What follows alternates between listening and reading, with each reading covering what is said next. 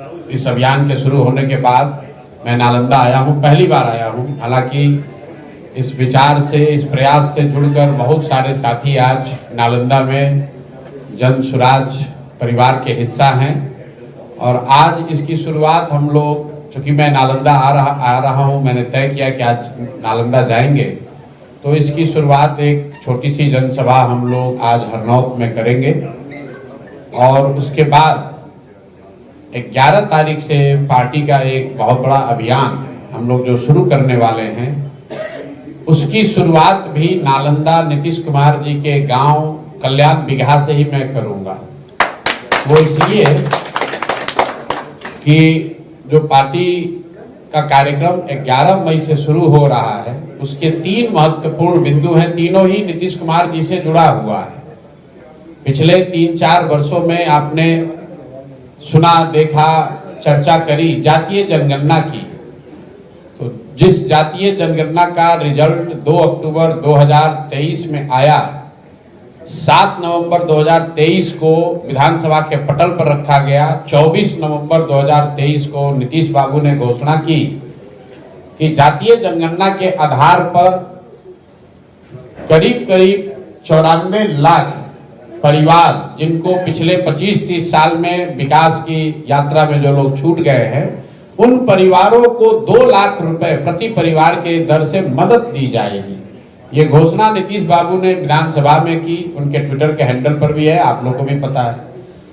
उसके बाद 2 बजट बीत गया, अभी तक किसी को 1 रुपया भी नहीं मिला।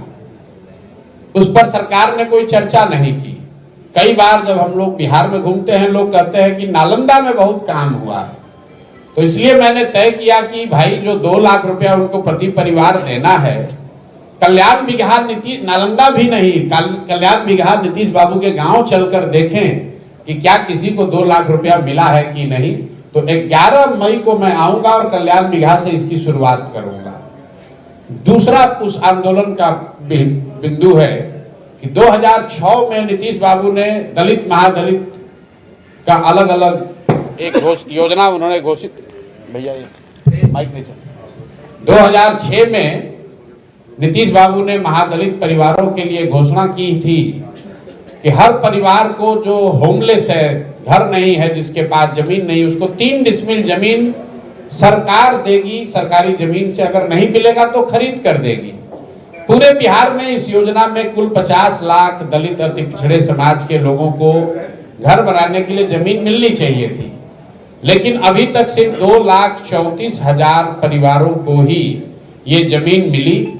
और अभी प्लानिंग कमीशन का एक रिपोर्ट आया है दिल्ली से, जिसमें बताया गया कि 2,34,000 में करीब 1,20,000 परिवार ऐसे हैं जिनको सिर्फ पेपर पर ही ये जमीन मिली है। करीब मतलब आधे लोगों को वो जमीन अभी तक नहीं मिली। और ये बहुत बड़ी बात है। इसको भी देखने के लिए मैं जाना चाहता हूं कल्याण बिगहा कि ये सिर्फ सरकारी आंकड़ों की बात है कि सही में जमीन पर नीतीश बाबू के अपने गांव में भी दलित परिवारों को जमीन मिला है कि नहीं, ये देखने के लिए भी कल्याण बिगहा जाएंगे।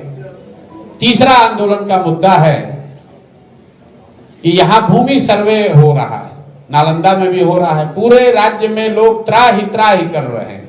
पिछले 3-4 वर्षों में लैंड डिजिटाइजेशन के नाम पर भूमि सुधार का क्या जो कार्यक्रम नीतीश बाबू की सरकार ने शुरू किया है, इसमें हर दिन हालात ये है कि कोई घर ऐसा बाकी नहीं है जिसमें घर में परिवार में झगड़ा न लगे। जमीन के दाखिल खारिज में, रसीद कटाने में, जमाबंदी में, हर जगह लोगों को 10,000, 20,000, 25,000 रुपया घूस देना पड़ रहा है। हालात ये हैं कि आप लोग तो पत्रकार हैं, रोज देखते होंगे कि बिहार सरकार में राजस्व विभाग जो है वो उनके जनता से धन उगाही का सबसे बड़ा सोर्स बन गया है। नीतीश बाबू का नाम सुशासन बाबू रखा गया है, इसी धरती से वो आते हैं। तो मैं ये देखना चाहता हूं कि नालंदा में कल्याण बिगहा में किसानों को या भूमि के मालिकों को घूस देना पड़ रहा है कि नहीं देना पड़ रहा है। यहाँ रसीद क्या बिना घूस के कट रहा है, क्योंकि लोग बताते हैं। और जब मैं नीतीश जी के साथ था तो ये देखता भी था कि नालंदा के हर मामले को चीफ मिनिस्टर के ऑफिस से देखा जाता है। तो अगर नालंदा में ये 3 बात सही पाई गई तो आप समझ सकते हैं कि बिहार के दूसरे हिस्सों की क्या हालत होगी।